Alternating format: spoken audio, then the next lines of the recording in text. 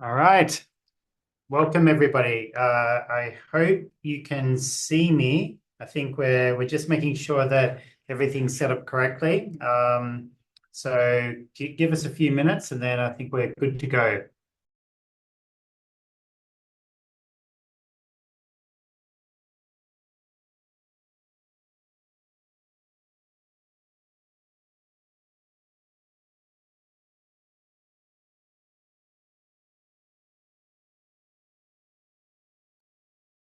All right, great. So welcome to one of our first webinars in a long time here at Agoda. Really looking forward to sharing some market insights with you and also hearing what you have to ask us as well. Really excited to see so many people dialing in for this call, and I expect to see a few more of these coming in the next few weeks and months. So let me just start off by talking about the admin for this session. So as you can see on your screen, you should have a button there for Q&A. If there's anything of interest that you see throughout the session and you want to ask a question, just type it in, and the team that are behind the call will look through all the questions and try to pick out some. I'm not sure we'll get to all of them, but they'll try to pick out the relevant ones, and we'll try to answer those toward the end. So that's how to do it. So what are we going to go through? First of all, we're going to go through a bit of a review of the market landscape. A lot of this will be skewed to the Asia markets, where Agoda has its home and where we've got most of our teams based. And then we'll look at some traveler insights and also some trends and impacts and really things that you can do from a hotelier or accommodation perspective that can really help to leverage some of these insights that we're going to share. So let's get right into it and look at the market landscape. So this may not come as much of a surprise to many of you on this call, but the Asia travel landscape shows a really, really strong recovery, and it's expected to continue recovering in the coming years. This data is coming from UNWTO, and what you see is that the Asia, the red line there, Asia Pacific, is on a very, very fast trajectory. And as you can see, that's expected to continue through this year, of course, and then through 2025 and even in 2026. And where are all these people traveling to? So interestingly, what we're finding is that there's a big increase in what we would call intra-Asia travel or cross-border trips. And they're actually the ones that are going to have the strongest growth, which means that if you're a hotel in Asia, then expect that a lot of your travelers that are coming inbound are actually coming from other Asia destinations. Historically, there's been maybe a expectation that inbound usually means inbound into Asia from Europe, from US, from other parts of the world. But actually, increasingly, we're seeing this very strong trend of intra-Asia travel, which fortunately Agoda is very well positioned to talk about and also give you some good demand. So when we look at these trends, like in terms of like narrowing it down a little bit even further, where are the countries that people are searching for, and also where are the countries that people are coming from? So first of all, when we talk about inbound demand, where are the countries that our customers are searching the most for? This is coming from our search data, and really these destinations are number one, Japan, followed by Thailand, South Korea, Taiwan, and Vietnam. So again, all very Asia-centric destinations. And where are the customers coming from? Of course, there is some overlap here, but those are Korea, Taiwan, Japan, and Thailand, which are also big destinations. But also on top of that is Singapore, which is very travel hungry nation. And we're seeing a lot of travel outbound from Singapore to other destinations around the globe. And added to that, increasingly we're finding that a lot of this travel is being searched for and booked via mobile apps. So, again, it's probably not a surprise, being that Asia is a very app-centric area. However, we see that the Agoda app is the #1 most downloaded travel app in Asia, outside of China, in 2023, and we expect this to continue as well. So now moving on a little bit to the actual traveler insights. So this is a lot of text here, so I'll try to explain it in an easy way.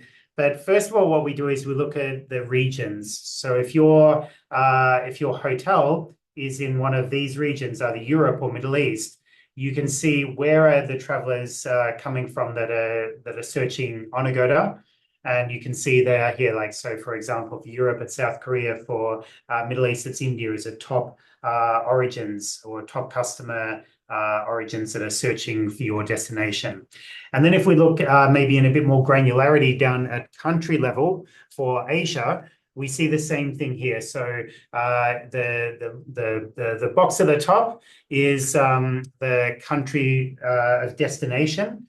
And then beneath that, we have all the key customer groups or customer origins that are searching for these destinations. So I'll pause here for 1 second if you wanted to write down anything, take a screen grab, but these are the ones that you should be thinking about if your hotel is in one of these destinations.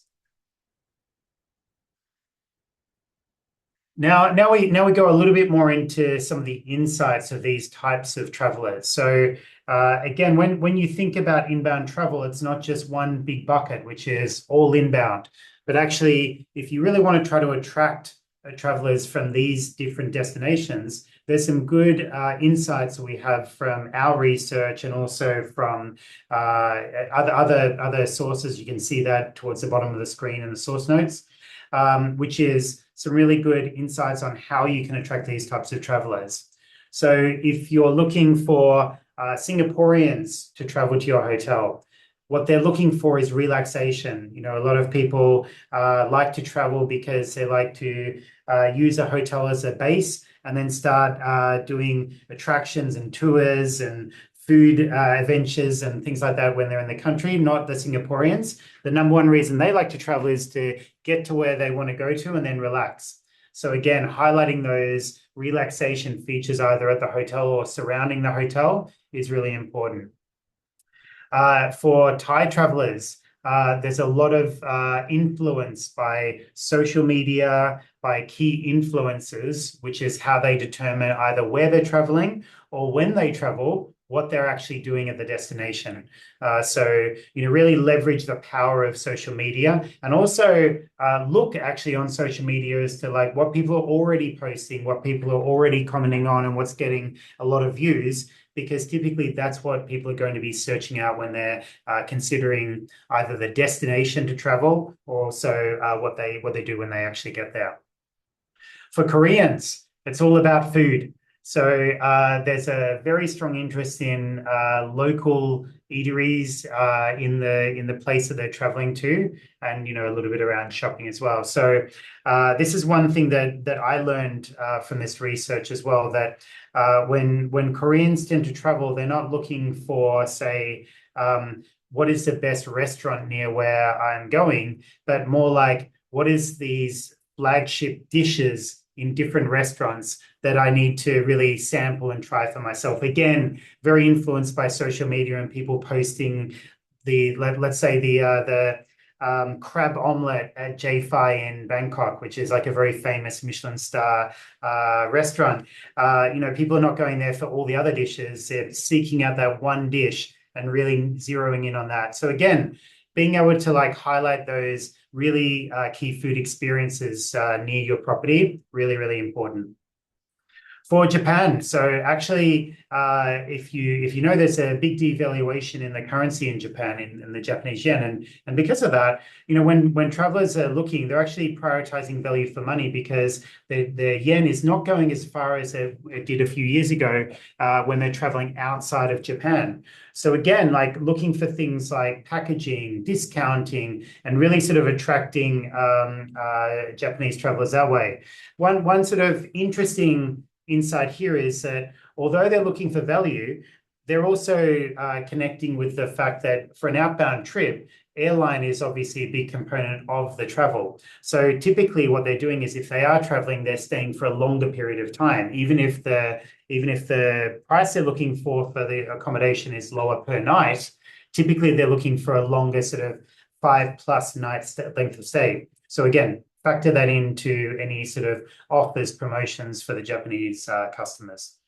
For Taiwan, they like convenience. So again, highlighting convenient options for food and 24-hour stores nearby is a really good way of attracting Taiwanese customers. And finally, for Malaysia, so family trips is a big focus. So for family trips in Malaysia, again, highlighting things like interconnecting rooms, larger suites, kitchen facilities, anything that's available for like larger groups of travelers is often very attractive. And of course, any family activities nearby is really important. So that's a little bit more of a deep dive into the types of things to drive conversion for these customer groups. And then this is a very pretty slide showing when we look at all of our review data, what are some of the key words that are coming out when we see these types of customers traveling. So I won't read all this out, but feel free to like write some of this down, take a screen grab. But you see here that they're not all the same. So for example, when Singaporeans traveling, in a lot of their reviews, they highlight cleanliness as like a positive feature that they have felt about the hotel. Whereas, say in Japan, it's about the transportation features to get to and from the property or the facilities inside the property. So again, like it's not all customer groups are going to be seeking out the same things. And having this sort of insight or these sort of ideas about what to do and how you can leverage this to attract these customer groups is really important. So now we come on to some of the trends and impacts, and these are the more wider trends. So not sort of relevant only for one customer group, but wider trends we see within the industry. So when we look at our own insights and our own research, we see that there's these three big travel themes that are coming out. There's for sure there's more. This is not it, but I would say these are the three that we sort of really want to highlight as big trends that we see, not just for this year, but in the coming 2 or 3 years as well. And that is, of course, tech, but also finance tech or fintech and payments is a very, very big area. Localization and traveling for experience and personalization. And then finally, sustainability and eco-friendly practices. So let's dive right into it and start to look at tech and payments. So this again might be in the category of obvious, but what we see is that the influence of these online platforms to make travel decisions and, of course, hotel bookings and airline bookings is continuing to grow. I wouldn't even say growing significantly. It's just it's a trend that's going to keep continuing over time. So what we see is that first of all, a lot of the inspiration for travel is coming from social media, online travel platforms, web search, blogs, and you can see that there's a big component of that, almost 40% are getting those inspirations, and then and also on the payment set. Almost half of Southeast Asia consumers either expect to or hope to be able to go fully cashless during their overseas travel. My personal experience is, for me, it's more of a hope. I would love to go cashless when I travel. Not always possible, but it's definitely my dream. So for the on the right-hand side, what we see is the share of bookings that are expected by channel, and you can see that by 2026, this one's not our wish. This is actually data from Focusrite's Asia Travel Market Report, showing that they're expecting to have 61% by 2026, and that share continues to trend in the direction of like more and more share through online travel platforms. So now let's talk a bit more about payments. So what we see is that there's been some recent payment innovation, and it's it's really unlocked the way that people like to travel. So if we think about the dark old days of cash at the hotel, obviously it creates a lot of friction. Firstly, you need to do currency exchange, usually prior to your trip or at like some office in your destination. And then of course it's hard to know if you're getting the right exchange rate, if you're getting even the right change, and it's not such a great experience. Obviously, safety concerns as well. So we moved to the online card payments, and that's obviously a lot less friction. But what travelers are also either expecting or hoping for now is alternative payment options. If you think about things like Alipay, WeChat Pay, Grab Pay, Kakao Pay, these are becoming more and more of a need for travelers to ensure like a very frictionless experience when they get to their destination. One interesting learning that we have is that, especially for Indonesia travelers, credit card penetration is still very low in the market. So even offering that you have a great card terminal at the hotel and it's very easy to make payment, may not always be possible. So basically, some customers are going to have the option between cash on one side and alternative payment on the other. So it's really a good way to attract a new customer base by offering a lot of these payment options. And as a suggestion, a lot of the existing terminals can already support a vast amount of alternative payment methods, but they're not always activated. So it's always good to reach out to your card provider or your terminal provider and see what's possible. So moving on to the next section is just what we see with these types of payment options in the Asia Pacific region. So if I was to maybe zoom in on this chart for Europe or for US, I think I would probably stop at about 4 or 5 different options, right? It's going to be Apple Pay, Google Pay, MasterCard, Visa, and then you're pretty much done with 99% of the payment needs. Not so much in Asia, though, as you can see. So there's a huge fragmentation where we can show here all the most popular alternative payment methods in each of these countries. And one thing to consider is that maybe you think, well, what does it matter what the customer wants to pay in terms of the different payment option? How does that help me to gain more customers? But what we're actually finding is that sometimes the start of the travel booking will start on the payment platform rather than start on the online travel platform or even the hotel website. So if I look at this list, like a good example is something like Shopback. So they have a lot of deals and offers, but also they have a payment platform as well. So people may start seeking out what are the travel options available to me that are supported by some sort of discount provided to me by my bank, by some payment platform that I use. And that can be a way to actually start their booking journey. So again, don't discount these payment options as a source of business as well. And of course, the plug is that Agoda supports all of these payment options. Last count was over 110 different non-credit card payment options to really simplify the journey for the customers across Asia. If you want any insights into payment help or support, just reach out to your account manager. They're more than happy to share any details about that.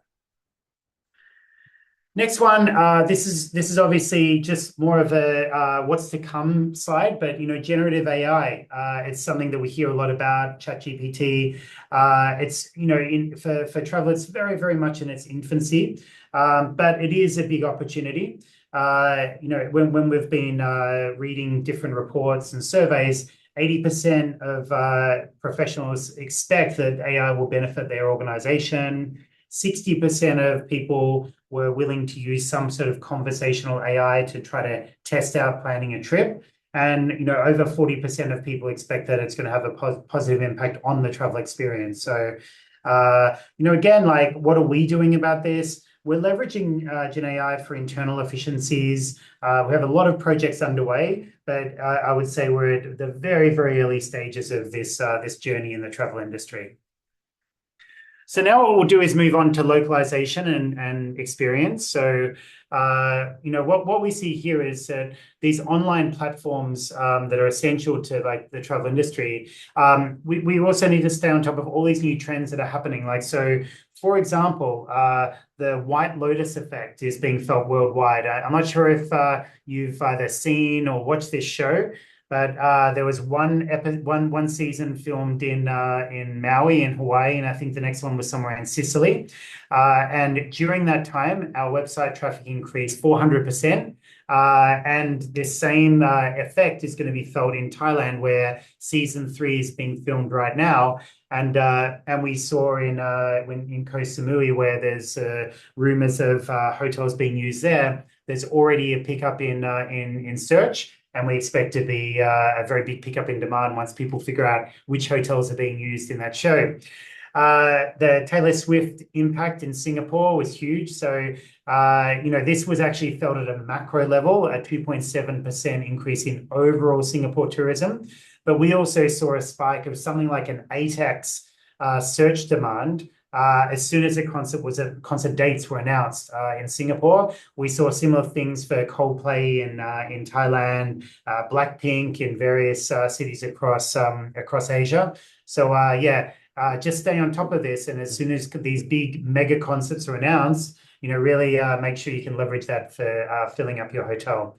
And finally, this one, my team really had to explain the whole concept of Butterbear to me. I'm still not clear. I really understand the excitement around this, but this is a mascot, and it's going to be adopted by the Tourism Authority of Thailand.